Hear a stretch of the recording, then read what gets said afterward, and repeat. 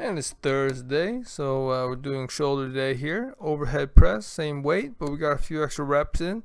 So seeing some progress here. I've always been overhead press has always been a exercise I've been lagging behind, a little bit weaker on. So I definitely try to add a little bit more of consistency and work on the overhead press going forward. But the weight increments I have aren't too big, so we'll see what I can do to get some progress. But we're seeing a little bit now, which is good and reassuring. Form here looks pretty good. Arms going straight up.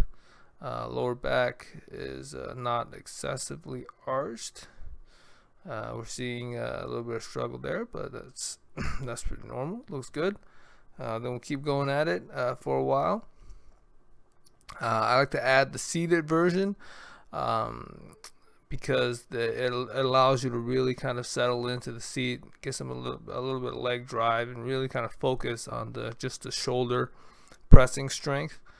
With the standing overhead press, you definitely feel the stress on your full body. So it's a great workout, but this kind of isolates the pressing strength a little bit more. So I like to add this in after the overhead press, which kind of hits more areas of the body. So we're going to do as many reps as we can. Form looks pretty good. We just go pressing overhead, keeping our legs square, planted on the floor. And once we can't do anymore, we're just going to rack it up. So that looks pretty good. From there, we're going to do some pike presses with our feet elevated on the couch. Really important here is to try to keep your forearms straight, perpendicular coming out of the surface where your hands are planted, and it looks like that's the case here. I know I was really trying to keep my eye on that during each of these reps, so I think they look pretty good here. And then I have the stools there just to allow me to get a little bit more depth in my range of motion. So these felt pretty good. Looks pretty good too. So good to see that improvement. I know my arms were kind of slanted when I first started doing these a few weeks ago. So from here, we're just gonna do some face pulls. Just regular face pulls. Just remember to try to lead with your wrists and pull from above your head. Really important to do it that way. Maintain proper form to kind of hit the shoulders and a little bit of the back, and not turn it into kind of like just like a row where you're leading with your elbows or pulling from down below. So looks decent, feels pretty good. From there, we're gonna finish off with some dumbbell exercises. We're gonna start with lateral raise.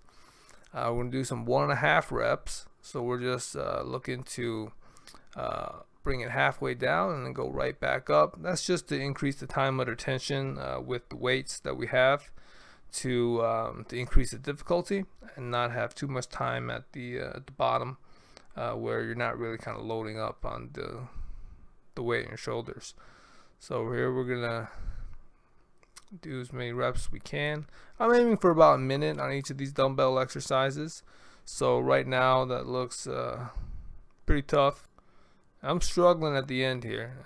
It's really burning. So I'm just kind of cheating a little bit, just kind of swinging them up there just to kind of do an eccentric rep. You see that for a few of these dumbbell exercises. I think that's the benefit of aiming for time rather than just reps.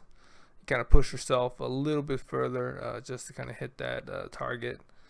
Here you see doing some front raises. Just raising them to a 90-degree angle, bringing them in for a quick rest, and then fully extending back out, and then dropping down. So this is definitely pretty tough as we kind of get towards the end of the exercise. So you see me swinging in a little bit. That's just to get past that first concentric raise motion, which I might not be able to do, but I can still try to control it and hold that eccentric rep a little bit to get a little bit more progress. From here, we're going to do some W raises with the bent arm. We're just going to rotate our arms out and back. Going to hit our rear delts a little bit. Definitely gets pretty tough as well. So I like to get some heavier dumbbells for this exercise, but I don't have anything at the moment. So we're just going to make do with what we got.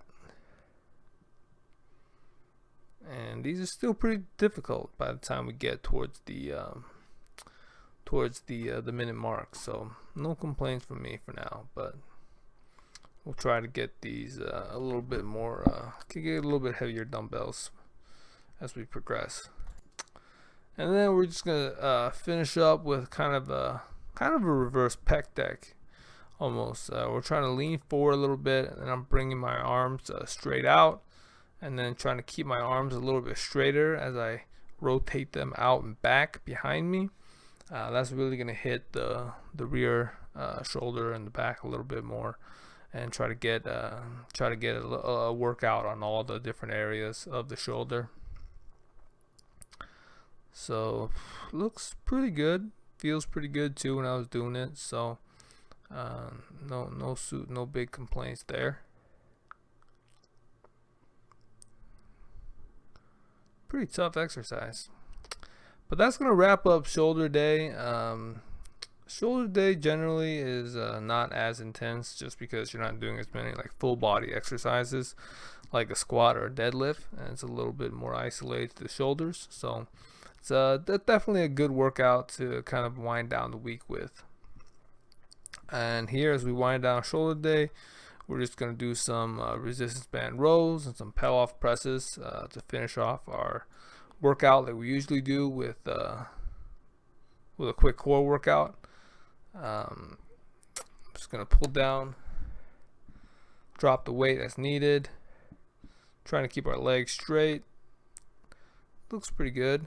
Might change this up going forward, just to add some variety, but for now it feels pretty good.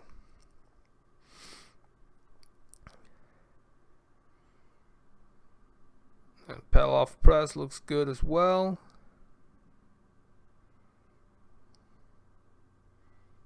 Yep, keeping our body square, head up, shoulders back.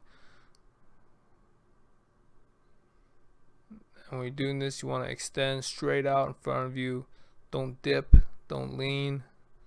Maintain that form, and once you can't anymore, you can either slide closer to the weight or decrease the resistance, or decrease the weight if you're using like a cable machine.